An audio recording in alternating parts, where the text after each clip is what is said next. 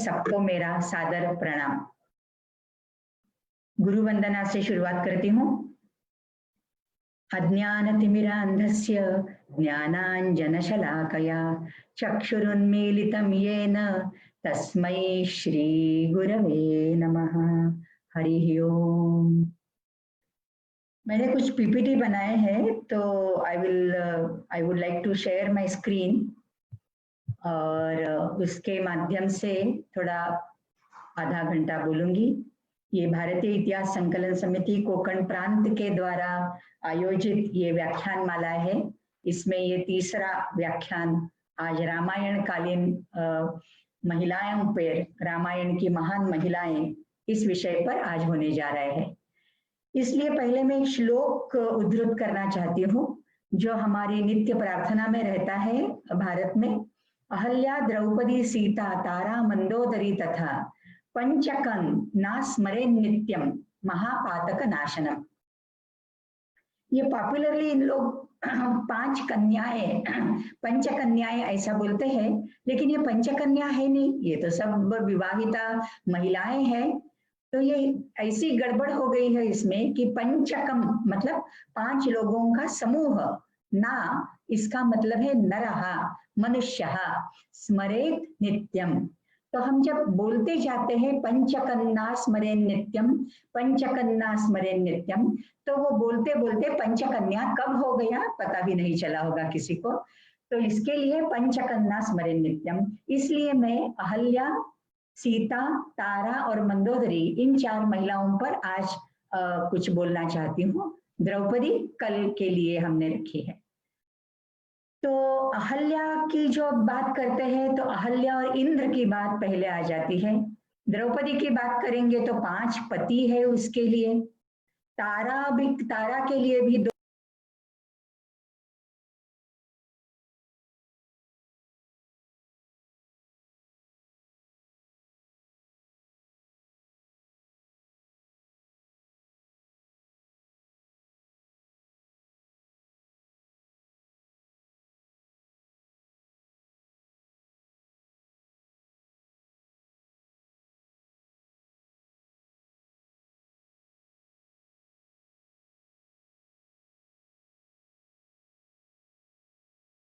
स्मरेन् नित्यम महापातक नाशनम।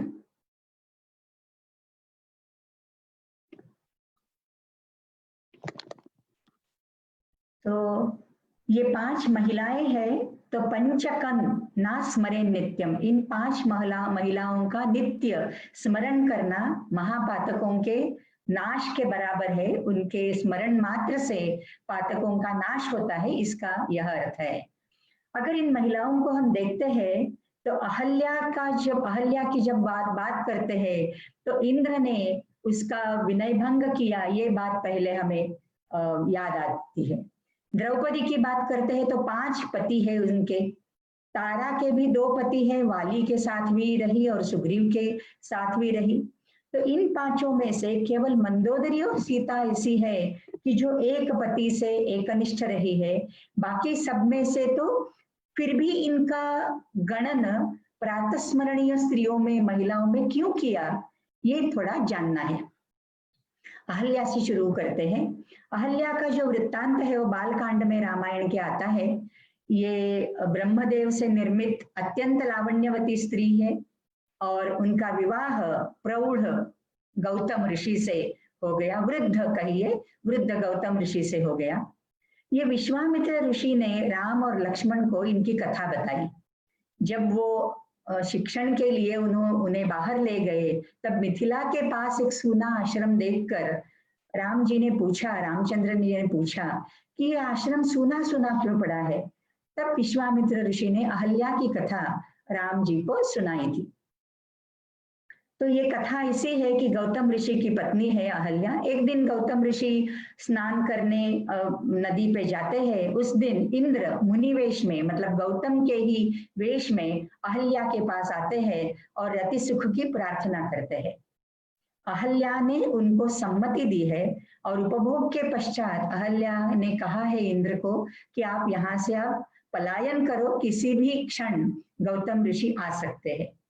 जब इंद्र वहां से पलायन करने का मौका ढूंढ रहे थे, उसी समय गौतम ऋषि भी नदी से वापस आते हैं और बीच रास्ते में गौतम से उनकी टक्कर हो जाती है।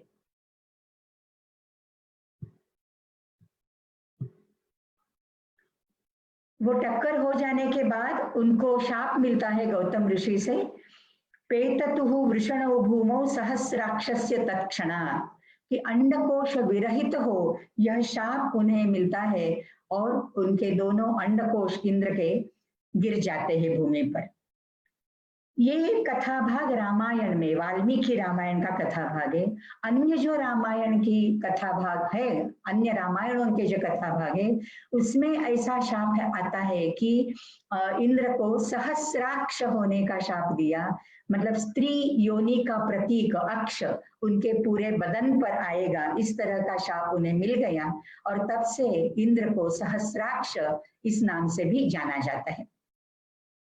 ये जो परिचित कथा भाग है हमें, उसमें हमने ऐसे सुना है कि अहल्या को भी शाप दिया गौतम ऋषि ने कि शिला हो जाओ, लेकिन वाल्मीकि रामायण का जब पठन करते हैं तो उसमें शाप शिला होने का नहीं है, अपितु इस तरह है, वातभक्षा निराहारा तप्यन्ति भस्मशायिनी अदृश्या सर्वभूतानां आश्रमेस्मिन् वसिष्यसि। तुम केवल वायु का भक्षण करके, बाकी कुछ भक्षण न करके, तप करते हुए, भस्म अंग को लगा के, सर्वभूतानाम अदृश्या, बाकी समाज में घुल मिल जाना उसके लिए मना किया है और इसी आश्रम में उसको तपाचरण करते रहना है। बाद में उशाप जब आता है तब गौतम ऋषि ने कहा, यदा तो एतद्वनं घोरम रामः दशरथात्मजः आगमिष्यति दुर्धर्षः तदा पूता भविष्यसि। जब श्री रामचंद्र दशरथ पुत्र यहाँ आएंगे वन में, तब तुम पवित्र हो जाओगी, तुम्हारे सब पाप धुल जाएंगे, मिट जाएंगे। तो इसके लिए वो राम के आगमन की प्रतीक्षा करते शिला रूप में वहां पड़ी थी, इस तरह का कथा भाग हमने सुना है। वास्तविक रूप से रामायण में वो शिला नहीं हुई है, लेकिन शिला की तरह, एक पाषाण खंड की तरह बिल्कुल जड़ हो गई, क्योंकि उसका कहीं आना जाना नहीं है, कोई उसके पास आता जाता नहीं है और कोई उसे देखता तक नहीं है, इसके लिए दुर्निरीक्षा ऐसा वर्णन उसका आता है। जब राम वहां आते हैं तब राम ने उनको देखा और उनका उद्धार किया। जो समाज से बहिष्कृत थी उनका समाज में पुनः स्वीकार किया। इसके लिए समाज बहिष्कृत अहल्या का उद्धार, समाज में मेन स्ट्रीम में पुनश्च उनको लाना, उनको मान्यता देना समाज की, ये बात भावी राजा राम ने की। इसके लिए अहल्योद्धारक राम, ऐसी बिरुदावली उनको राम जी को प्राप्त हो गई। अब हम थोड़ा अहल्या का निर्वचन देखते हैं, उसकी इटिमोलॉजी जो है, ये शब्द कैसे निष्पन्न हुआ, ये अगर देखते हैं तो बहुत मजेदार बातें सामने आती है।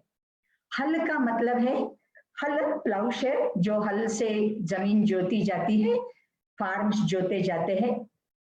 अहल का मतलब है जो बिना जोती हुई जमीन या बांझ उर्वर भूमि।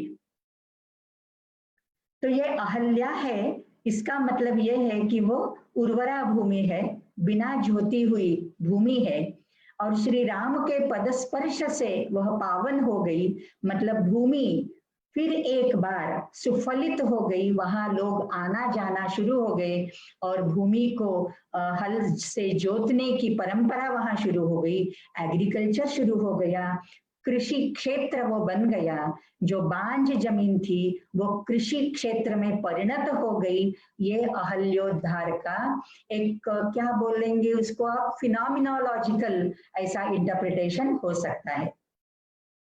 और इंद्र के बारे में जब हम इंद्र की कथा करते हैं वेदों में, इंद्र को कहा गया है अहल्याया जा रहा, अहल्या का जार है, अहल्या का मित्र है, जिसने उसके साथ संयोग किया था, इस तरह का वर्णन वेदों में आता है।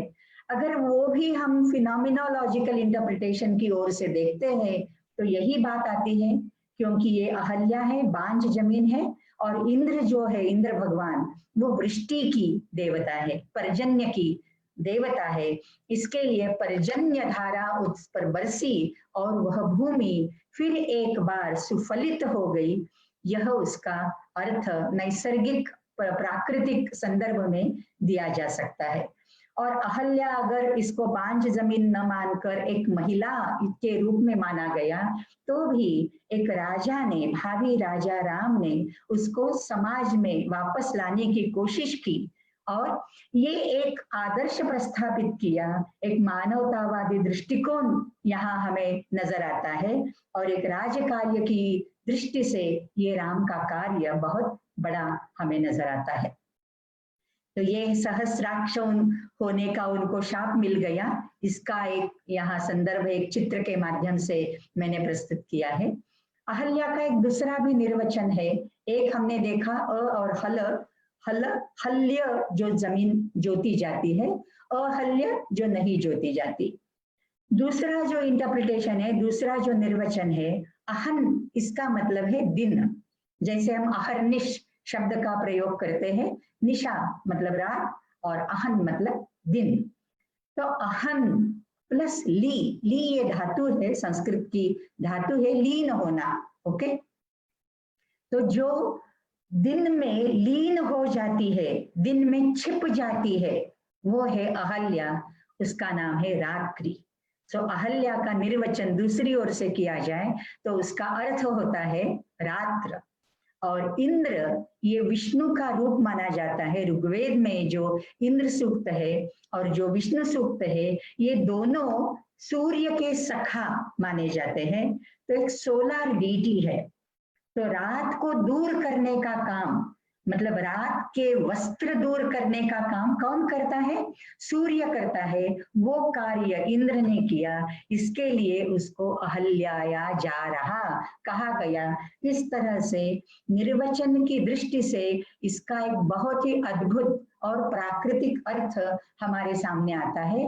वो हमें मालूम नहीं रहता, उससे हम अवगत नहीं रहते। हमें बस अहल्या एक स्त्री है और वो पतिता है, और वो पतितोद्धारक राम ने उस शिला को पदस्पर्श किया, वो पुनीत हो गई और वो वापस समाज में आ गई। और इस तरह की कथा में रंजकता ज्यादा आती है। तो जब पुराणकर्ता ऐसी कथाएं लोगों को सुनाते हैं तो उसमें रंजकता की दृष्टि से वो आता है। लेकिन एक संस्कृत की प्राध्यापिका होने के नाते से मैंने सोचा इसका थोड़ा निर्वचन की दृष्टि से अगर अभ्यास हम करते हैं तो कुछ अलग अलग अर्थ उसके प्रतीत होते हैं। इसके बाद हम आते हैं सीता। सीता ये भूमि कन्या है। सीता का जो इटिमोलॉजिकल मीनिंग है, व्युत्पत्तिजन्य अर्थ जो है, जो हल में हल जब जोतते हैं, मतलब भूमी जेव्हा नांगरली जाते तर त्याची जी नांगरट असते, नांगराचा फाळ जो असतो, दैट इज कॉल्ड सीता। सो ये भूमि कन्या है। वो जनक राजा को भूमि में मिली, यज्ञीय उत्पत्ति है। यज्ञ के लिए जब भूमि का संशोधन हो रहा था तब सीता की प्राप्ति जनक राजा को हो गई। सीता के बारे में ये देखा जाता है कि उनकी दृढ़ पतिनिष्ठा और तेजस्वी पातिव्रत्य यही उनका शस्त्र है। सीता का जो स्मरण नित्य किया जाता है भारतीय परंपरा में, इतिहास में, वो इनके तेजस्वी पातिव्रत्य की वजह से किया जाता है। तो पातिव्रत्य का जो संस्कार है वो विवाह के समय, ये मैं सब वाल्मीकि रामायण से ही कोटेशंस मैंने लिए हैं और किसी रामायण का यहाँ उल्लेख नहीं है। तो प्रतीच्छ चैनाम भद्रन्ते पाणिम गृह्णीष्व पाणिना पतिव्रता महाभागा छाया इव अनुगता सदा। तो जनक राजा ने जब सीता का पाणी ग्रहण कराया तब उन्होंने ऐसा कहा है कि ये पतिव्रता कन्या है और तुम्हारी छाया की तरह वो तुम्हारे साथ रहेगी श्री रामचंद्र, इसका स्वीकार करो। और जब रामचंद्र वन में निकलते हैं तब सीता से कहते हैं कि नहीं, तुम यहीं अयोध्या में रहना और मेरे साथ वन में नहीं आना। तब भी सीता का जो युक्तिवाद है, उसका जो जो संवाद करती है राम जी से, अयोध्या कांड में आता है, वह कहती है न पिता नात्मजो वा आत्मा न माता न सखी जनः इह प्रेत्य च नारीणाम पतिरेको गतिः सदा। एक स्त्री के लिए, एक महिला के लिए ना माता न पिता न बंधु न आत्मा न सखी जन कोई भी नहीं है, चाहे यहाँ हो इस लोक में, इहलोक में या परलोक में। यह प्रेत्य, प्रेत्य मतलब परलोक में, नारी नाम एक ही गति है, वो है उसका पति। और इसके लिए मैं आपके आगे चलूंगी, अग्रतः ते गमिष्यामि नाहम शक्या निवर्तयितुम उद्यता, मैं आपके साथ आने के लिए तत्पर हूँ, उद्युक्त हूँ, मुझे पीछे मुड़ाना आपके लिए असंभव है। और बाद में एक जनरलाइजेशन जैसा आता है, वाल्मीकि का कोट है ये, पतिहीना तु या नारी न सा शक्ष्यति जीवितुम भर्ता ही परदैवतम। ये पातिव्रत्य के जो पूरे लक्षण है वो यहाँ ठूस ठूस कर इस सीता के संवाद में अयोध्या कांड के आते हैं। यहाँ सहगमन का जो निर्णय है वो सीता का खुद का निर्णय है, स्वयं ने उसने ये निर्णय लिया है। उसकी जो दृढ़ निश्चय शक्ति है वो हमें यहाँ दिखाई देती है। वो किसी पर निर्भर नहीं है, वो आत्मनिर्भर है।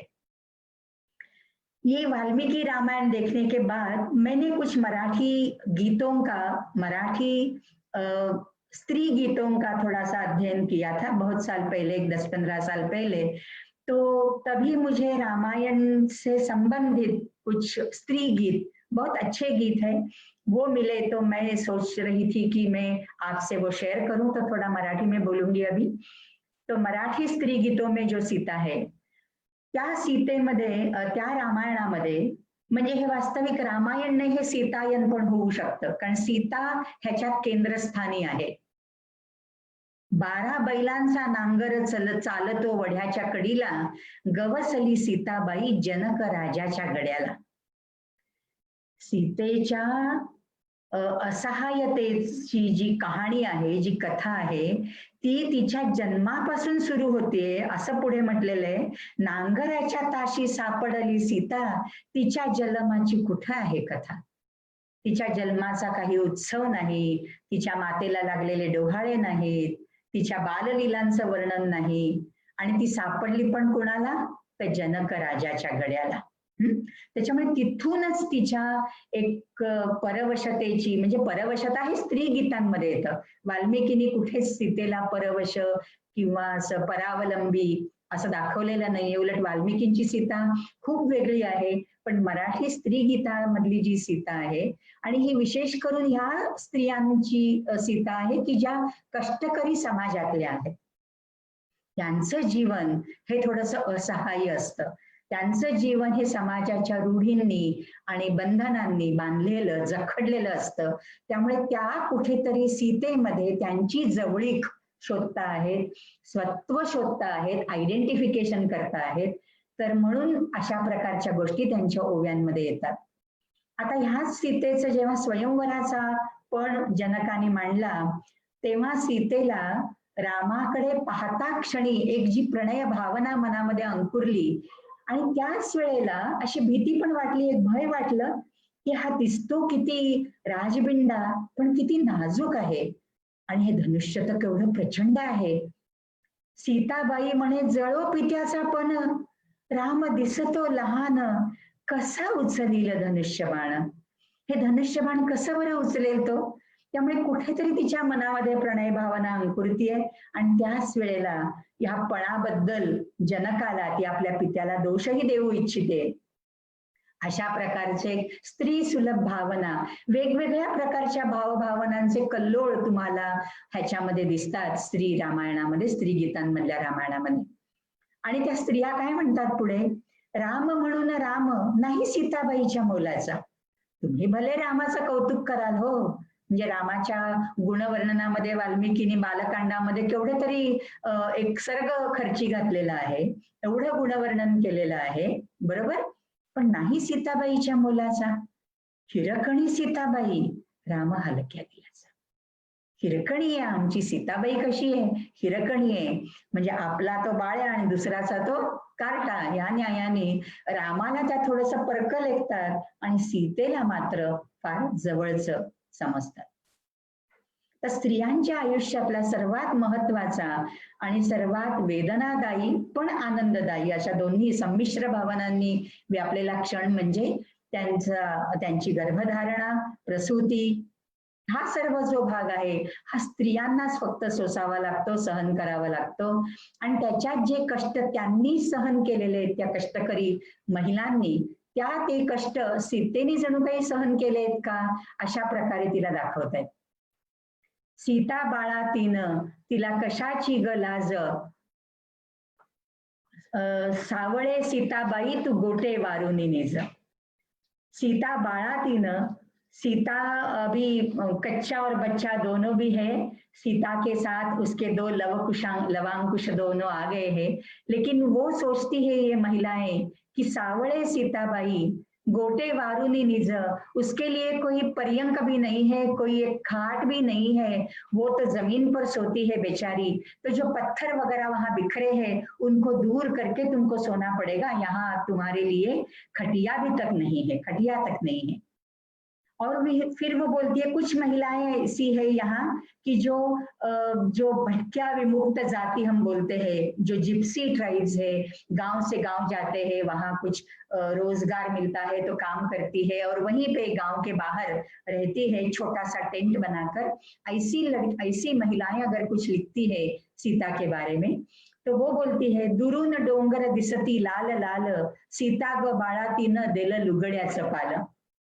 जो टेंट बना है वो टेंट को ढकने के लिए भी कुछ वस्त्र नहीं है, सीता ने अपनी साड़ी का एक वस्त्र बनाया है और उसमें उसने अपने बच्चों को रखा है। और भी वो बोलती है कि ये कभी कभी हम देखते हैं ना कि जहाँ कुछ कंस्ट्रक्शन साइट्स वगैरह चलती है तो वहां कुछ नियर बाय कुछ पास में कुछ पेड़ होगा तो पेड़ को एक डोरी बांध के वहां एक झूला बनाया जाता है, मेकशिफ्ट झूला साड़ी का या चुन्नी का ऐसा कुछ। तो वो बोलती है कि वो ऐसा झूला उसने सीता ने बनाया है। ये सब महिलाएं काम करने वाली महिलाएं हैं, ये उनका दुख है, ये इनकी वेदनाएं हैं वो जो सीता पर थोपती है क्योंकि सीता को वो अपना मानती है। वो बोलती है सीता जी का ये जो झूला है, सीता बाळा तिनं घेतला आसरा झाडाचा, बाभळीला झोका सीताबाईच्या तान्याचा। वो झूला भी टंगा है तो किस पेड़ पर, बबूल के पेड़ पर, कटियारे पेड़ पर, कांटे भरा वो कांटों से भरा वो पेड़ है। मतलब एक पेड़ भी अच्छा नसीब नहीं, उसके नसीब में एक अच्छा पेड़ भी तो नहीं है। बबूल के पेड़ पर उसने एक मेकशिफ्ट झूला जैसे बनाया है। तो उनको इतना उसके लिए हमदर्दी वो महसूस करती है, इतनी सहानुभूति है।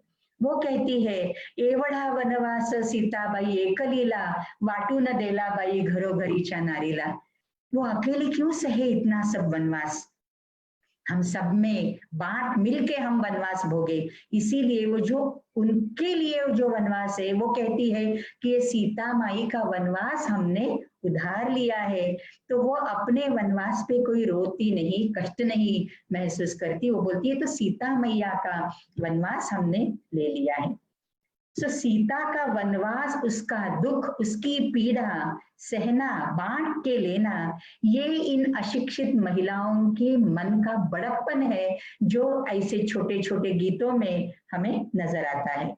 और इसी तरह वो दुखी आयुष्य, उनका जो दुखी जीवन है वो बिताने के लिए वो सीता मैया जैसा एक आदर्श अपने सामने प्रस्थापित करना चाहती है। यही कारण है कि सीता को एक देवी का पद भारतीय परंपरा में मिल गया। मैं ये कहना चाहती थी, इसके सबके लिए मेरे पास हिंदी शब्दों की थोड़ी कमी थी, इसके लिए मैंने ये स्लाइड इंग्लिश में बनाई है कि परंपरा से उसको अबला भले ही कहा जाए लेकिन वो अबला नहीं है, वो तो सबला है। मैंने जैसे पहले कहा वो तो आत्मनिर्भर महिला है। और शूर्पणखा का किस तरह से उसने प्रतिवाद किया है, ये कल्चरल एंथ्रोपोमॉर्फिज्म का एक इशू है, इस पर मैं ज्यादा नहीं बोलूंगी।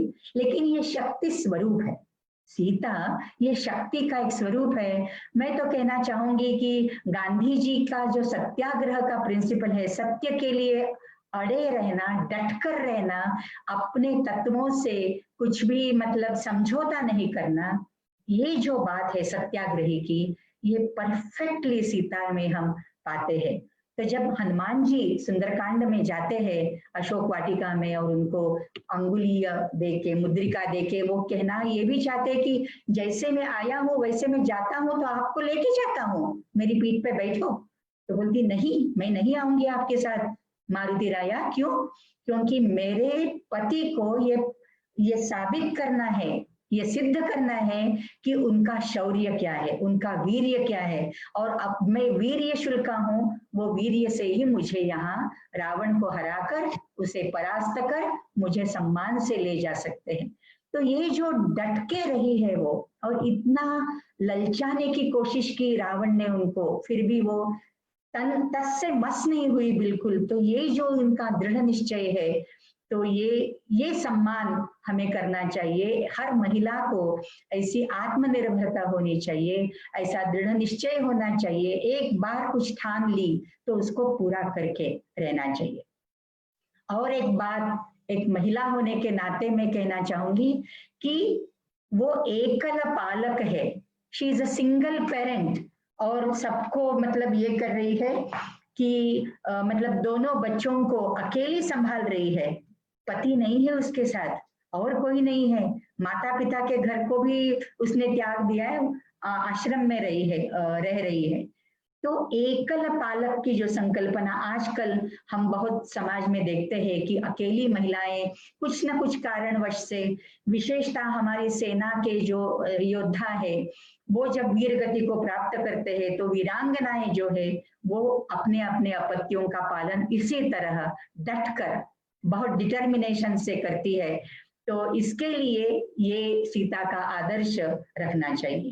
तो अगर सीतायन लिखा जाता शायद तो कुछ और बात हमारे सामने आती, लेकिन एक बात जरूर है कि सीता को जानकी, वैदेही, सीता इस तरह जाना जाता है, न कि राम की पत्नी की तरह जाना जाता है। उल्टा श्री राम को सीता राम कह के जाना जाता है, उनका नाम स्मरण सीता राम करके होता है, लेकिन सीता का स्मरण राम की पत्नी के रूप में नहीं होता, वो स्वतंत्र नारी के रूप में उसकी पूजा की जाती है, उसका स्मरण किया जाता है। अब बस एक 5-10 मिनट और, तारा और मंदोदरी ये दो और महिलाएं रामायण की हमने आज ली है। भारतीय परंपराओं में 3 तारा मान्यता प्राप्त है, 3 ताराओं का ज्ञान हमें होता है। एक तो वानर राज वाली की पत्नी है, दूसरी है हरिश्चंद्र की पत्नी तारामती, जो बहुत पतिनिष्ठ है, एकनिष्ठ है, उसकी एक कथा आती है। और एक देवगुरु बृहस्पति की पत्नी है और चंद्र की प्रिया है। लेकिन यहाँ जो तारा का मतलब निर्देश किया है, उल्लेख किया हुआ है, अहल्या, द्रौपदी, सीता, तारा, मंदोदरी, इस पंचक में, तो वो देवगुरु बृहस्पति की पत्नी नहीं है, हरिश्चंद्र की भी पत्नी नहीं है, वो वाली की पत्नी है। वो बहुत, रामायण में उसके बहुत से वर्णन नहीं आते, 2-3 जगह उनके वर्णन आते हैं। वो बहुत अत्यंत बुद्धिमती थी, चतुर थी, प्रसंगोपात निर्णय लेती थी, वो सक्षम थी निर्णय लेने में, राजकारण राजनीति कुशल थी, और श्री राम से समझौता करने की सलाह उसने वानरराज वाली को भी दी थी। लेकिन वाली ने उसकी सलाह नहीं मानी। जब नहीं मानी तो उसने वाली का साथ अंत तक निभाया। वाली ने उसकी सलाह नहीं मानी तो उसने वाली को छोड़ा नहीं, वाली का साथ निभाया। वही मंदोदरी के बात उस बारे में भी यही सच है। तो वाली निधन के अनंतर वो सती जाना चाहती थी, बहुत विलाप किया उसने, और सती भी जाना चाहती थी, लेकिन श्री राम जी के कहने पर सती नहीं हुई और सुग्रीव के साथ निवास किया, और अंगद को युवराज पद देने के लिए सुग्रीव जी से राम जी ने कहा। यही जो उसके बाद वाली के निधन के बाद सुग्रीव के साथ वो रहने लगी। किष्किंधा कांड में एक उल्लेख आता है कि ये चातुर्मास वर्षा ऋतु का वर्णन बहुत अच्छा उसमें आता है किष्किंधा कांड में। और तब की ये बात है कि राम जी का और सुग्रीव का जो एक समझौता हुआ था वो इसी शर्त पर हुआ था कि सुग्रीव का जो प्रतिद्वंद्वी है वाली, उसको परास्त कर सुग्रीव का राज्य राम उसको वापस दिला देंगे। और शर्त ये थी सुग्रीव की ओर से कि सीता के अन्वेषण में सुग्रीव अपनी पूरी वानर सेना लगा दे। लेकिन वे पूरा वर्षा ऋतु समाप्त होने तक कुछ भी नहीं कर पाए और उसके बाद भी सुग्रीव नए नए से मिले राज्य में और उसके उपभोग में इतने व्यस्त हो गए और वो सचमुच भूल गए राम जी को दिया हुआ वचन। तब राम ने लक्ष्मण को भेजा था किष्किंधा में कि जाके उसको पूछो वाली सुग्रीव को कि क्या वो अपना वचन भूल गया है। तो लक्ष्मण एकदम क्रोध से लाल लाल होकर आ रहा है। ये वार्ता जब तारा को समझती है तब तारा झट से सुग्रीव को, जो वहां बेहोश पड़ा है सुरापान करके और उपभोग में है, रममाण है, तो उसको जगाती है उसके उपभोग से। और वो खुद सुग्रीव से पहले वो खुद लक्ष्मण को पेश आती है, लक्ष्मण का स्वागत करती है, उसको शांत करती है। ये उसकी प्रसंगावधानता है। अगर उस क्रोधी अंगार की तरह जलते हुए लक्ष्मण के आगे सुग्रीव आता तो शायद सुग्रीव का अंत हो जाता। लक्ष्मण ने क्रोध में कह भी दिया है, नायम संकुचित पंथा ये नायम ये न वाली हतो गतः। जिस रास्ते से वाली गया है, वाली को मारकर जाने पर बाध्य किया है, वो रास्ता इतना संकुचित नहीं है सुग्रीव कि तुमको समा न पाए, तुम भी उसी रास्ते से जा सकते हो। लेकिन ये तारा थी जिसने लक्ष्मण का क्रोध शांत किया और सुग्रीव को अच्छी सलाह दी। सो पति निधन के बाद, पति निधन के अनंतर प्राप्त परिस्थिति से समझौता करके फिर भी सम्मान से आयु व्यतीत करने वाली और अपने हक का अवधारण करने वाली, मतलब अंगद को यौवराज्याभिषेक कराने वाली ये तारा, ये भारतीय विधवा स्त्री की एक ऐसी प्रतिमा है जो कुछ सहारा न होने पर भी बेसहारा नहीं है। शायद यही एक कारण है कि तारा का अंकन या तारा का गणन वो पंचकम में हो गया। और फिर हम मंदोदरी का दृष्टांत देखते हैं, उसका कथा भाग देखते हैं। ये मयासुर और हेमा अप्सरा की एक सुंदर कन्या थी। ये एक कथा भाग आता है, वो उत्तरकांड में आता है रामायण के। एक और कथा भाग आता है जो अन्य रामायणों से पाया जाता है, जैन रामायण में विशेषतः ये पाया जाता है कि मंदर और उदर करके दो ऋषि थे। एक बार उनके दूध से उत्पन्न हुई, इसके लिए उसका नाम मंदोदरी ऐसा पड़ा। मंदोदरी ये समास का विग्रह करते हैं, संस्कृत के हिसाब से समस्त शब्द है, तो समास का विग्रह करने पर मंदम उदरम अस्याहा इति मंदोदरी, यह समास का विग्रह वाक्य होता है। इसका अर्थ है जिसका उदर मंद है, मतलब कोमल है, गर्भधारण में सक्षम नहीं है, ऐसी मंदोदरी। मंदोदरी, शातोदरी ऐसे शब्द शूर्पणखा के कथा भाग में भी आते हैं। जब शूर्पणखा सीता को निर्भत्सित करती है तो उसको शातोदरी ऐसे विशेषण से भाजना करती है उसकी। तो ये रावण जैसा पति है उसके पास, बहुत बलशाली है लेकिन चंचल है, स्त्रियों के विषय में, महिलाओं के विषय में विशेषकर अधिक चंचल है। लेकिन ये ऐसी पतिनिष्ठ औरत है, पतिनिष्ठ महिला है कि जो भले बुरे समय में उसका साथ उसने कभी नहीं छोड़ा। और उस पति की जिद के लिए, उसके हठ के लिए उसने अपना सर्वस्व खो दिया, अपना शूरपुत्र इंद्रजित और सभी बांधव युद्ध में खो दिए। तो ऐसी ये महिला है। ये जो चित्र था, ये चित्र के बारे में मैं कुछ बताना चाहती थी कि शायद अगले कहीं किसी में होगा। हाँ, मेरठ में एक बिल्वनाथेश्वर करके मंदिर है उत्तर प्रदेश में। वहां मंदोदरी वहां की है, ऐसी वहां की मान्यता है। और शिव जी का वहां देवस्थान है बिल्वनाथेश्वर, और वहां वो पूजा करती थी और शिव जी के प्रसाद से वो उत्पन्न हुई और उसको वर भी शिव जी के प्रसाद से मिला। बहुत सारी कथाएं हैं, इन सारी कथाओं का परामर्श तो यहाँ किया नहीं जा सकता, लेकिन उसका चित्र वो था। वो तुलसीदास कृत रामचरितमानस के अनुसार रावण वध के बाद उसने विभीषण से विवाह किया। यह कथा भाग न केवल तुलसी रामायण में आता है, किंतु अपितु अन्य रामायणों में भी आता है।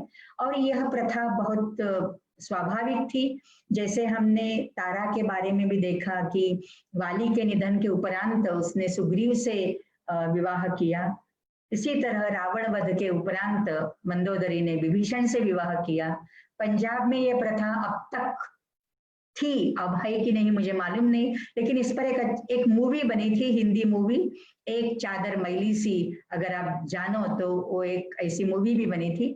तो एक लोक मान्यता है, एक प्रथा है कि वो बहू जो है घर की स्नुषा है, उसको बाहर नहीं जाना चाहिए, उसको घर में रहना चाहिए ताकि वो और बच्चे पैदा कर सके। और जो कृषि प्रधान संस्कृति में स्त्री का जो मुख्य कार्य है प्रजनन क्षमता उसकी जो है, तो उसका उपयोग करना चाहिए।